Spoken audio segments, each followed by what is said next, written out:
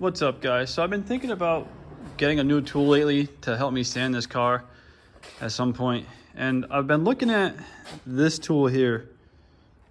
I think Eastwood makes it, Harbor Freight makes it, and it's quite an expensive tool. And this is actually just a sanding disc that I bought, one of the drums. So I bought just the drum. And in my mind, I can't figure out why I can't just use a regular angle grinder and just attach this. Angle grinders spin a lot faster. But you can get an angle grinder that just has variable speeds. Like I have this one here.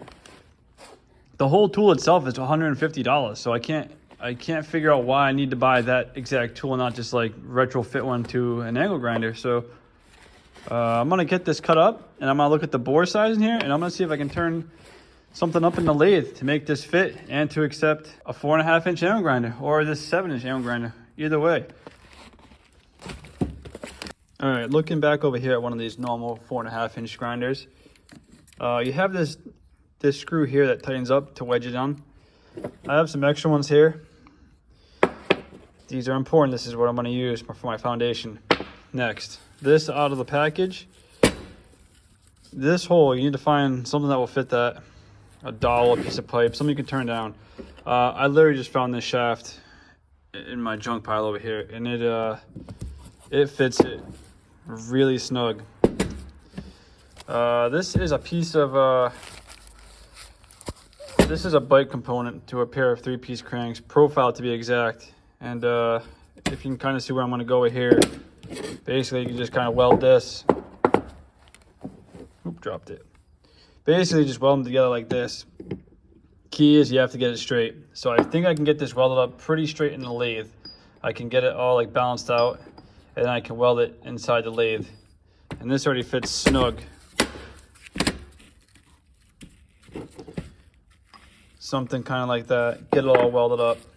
And then this will just kind of sit on top of this in a way. And there's already a guard. And I have a couple of these angle grinders floating around. So I have another guard, and I can just make a barrel that'll kind of cover it, shield it, if you will. As for it sticking out, I can just chop it, and I can retap the inside and just do a washer and a nut to squeeze it on. And then pretty much that'll be it. These are only rated for 4,000 RPM. I think these what are these spin at? 11,000 RPM. So it's a little quite a bit faster. But as long as you can make the foundation, you can kind of just stick this on whatever grinder you have, because they all typically have the same tap size here. And like I was saying, I have another big angle grinder that has like the 6 different speeds, so I should just be able just to throw it on. So it's gonna kind of stick out kind of funny, but I'm willing to give it a go. I mean, I only have to really sacrifice 2 of these and this spindle that I'm never going to use. In fact, I think the threads inside this are stripped out, but I'll get to that later. First, I'll get this in the lathe and get it straightened out, and then we'll weld it together.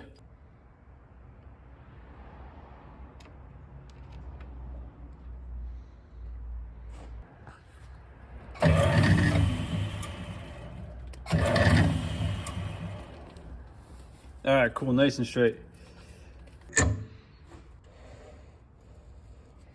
All right, so basically I'm gonna put this right here, and because it's tapered like this is gonna center automatically, and I'll just pinch it right against this, and I can just weld it.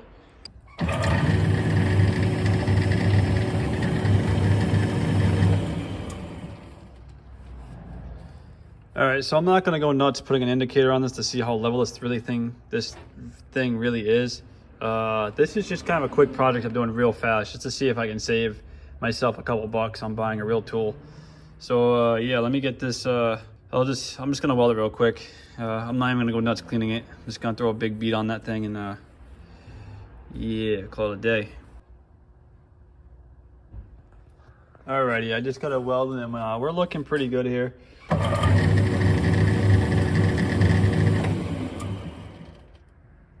It looks like it may have came out of balance just a little bit. Nothing. I don't think it will affect how this tool's gonna work. So I'm just gonna let this cool off, and then we'll go see what we're gonna do next. All right, so I chopped this down pretty short. And I was trying to tap this, and then I realized it is a hard piece of chromoly, and I can't seem to start some threads in this. So I'm just gonna weld a piece of thread all inside of this. I'm gonna skin this down so it fits in here nicely. Throw a quick weld, and that'll be my locking nut for when the drum sandpaper barrel is on this thing.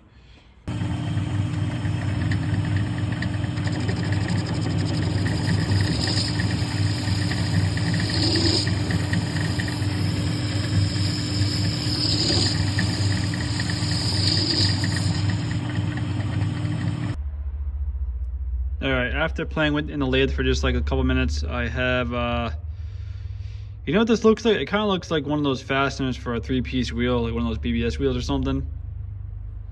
I guess if I just make a ton of these, it'd be really cool. Yeah, it's triple square, but anyways, I got this indented here with a little shelf here, so that I can weld to. Here's my piece. I got it so it fits in nice and snug. I'm just gonna run a bead around this edge here.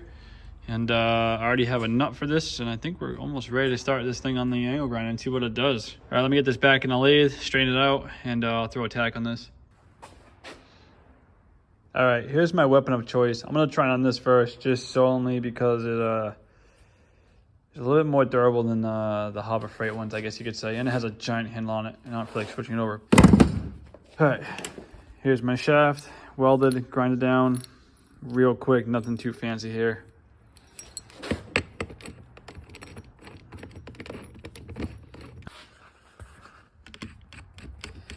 We'll get this nut off real quick, and I just got like a regular washer I found in the junk pile over there. It's already beveled too, which is kind of cool. Should grip onto it nicely. All right, you gotta make sure this goes in the right direction. There is arrows on here. And you can kind of see these sandpaper slits. They're only gonna work one way, which I hate to say it, but the couple of reviews I've seen on these, people just kind of throw them on without noticing. So I think they'll get different results if they go back and actually look at this, or maybe they already know by now, but either way, I think this is the right way because it's gonna spin that way. We'll get this on here. We'll get this snugged up, and then I'll check back in. All right, guys, here's this death trap. I'm just gonna run it with no shield. I'm just gonna try right here on the car. We'll see what it does. If it works, I'll make a shield. If not, then it was a complete waste of a half hour. Nonetheless, let me get this set up and we'll try it. All right, guys, moment of truth. I got this plugged in. Here, let me back this up a little bit. Here we go. Oh, yeah.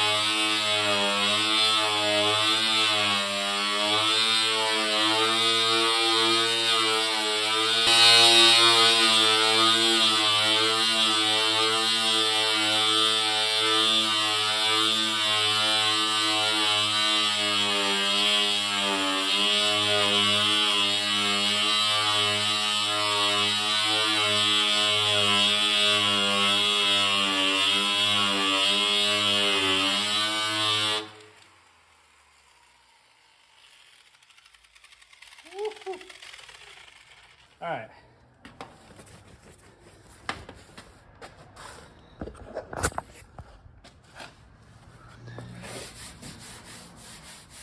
All right, that was literally, what do you figure? Maybe a minute tops.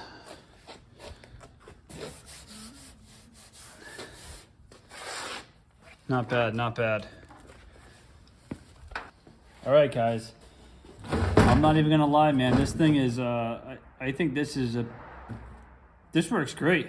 To hell, it really does. The only thing I need to do is make a guard because it just flings dust everywhere. And I have no mask on, so I just kind of sent it. Being off balance like this, I thought it was gonna want to like pull to the side. It really doesn't. You really can't tell a difference.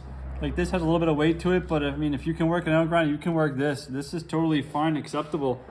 I think this is gonna do great. I'm just gonna make a shield for this, and then maybe try this on my other angle grinder that I have 6 different speeds on. Because right now this is just full power, and that works great. But I have Bondo, and that thing's got like probably 3 layers of paint. I don't even know, but yeah, this thing's gonna work great. This is a 120 grit sandpaper I'm using. They do have other grits that I'm gonna try. Overall though, I mean the Eastwood, you're spending 180 bucks, you're getting one of these bits, and you're basically spending 160 bucks just on the angle grinder itself, just because it has a fancy swing arm. I don't think you really need it. I think this is fine. There's a lot of like central force on this one joint, but if you're only going to do it for like 1 or 2 projects, maybe a couple here and there, I would say go ahead and try and make this dowel. You don't have to necessarily do it how I did, but I can tell you right off the bat that 3-piece crank that I used, that little that shaft I used, that's 19 millimeters, 3/4. You can go to Home Depot and just get a 3/4 inch pipe, cut to fit, weld some ends on, a bolt on one side, you can weld it like I did on the other side, and you're good to go. This thing's awesome. I like this thing. That's gonna save me time down the road for sure. What else was I gonna say here? Oh, this is one thing I wanted to know too that no one really like came across that I read about, or something I was worried about that no one talked about. I thought these being 120 grit, 240 grit, 80 grit was gonna eat into your metal and put flat spots in your work. This is 120 grit, and you can see me just grinding on it. There is no flat spots on that panel whatsoever. I'm gonna bring it back over there and show you. That was the one thing I was kind of worried about. I didn't want to spend a lot of money and not be the tool that I need to be.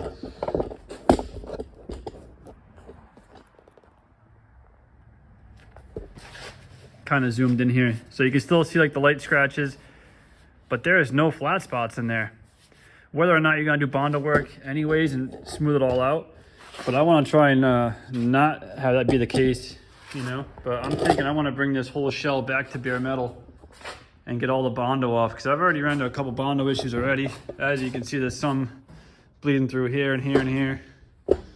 I did a little bit on the back with a wire wheel, and that just takes time. But that thing just ate at it, and that was only for a minute. I think with a mask and a shield on this thing, I'll just make a little shield so it just keeps the dust down on the ground. Good to go.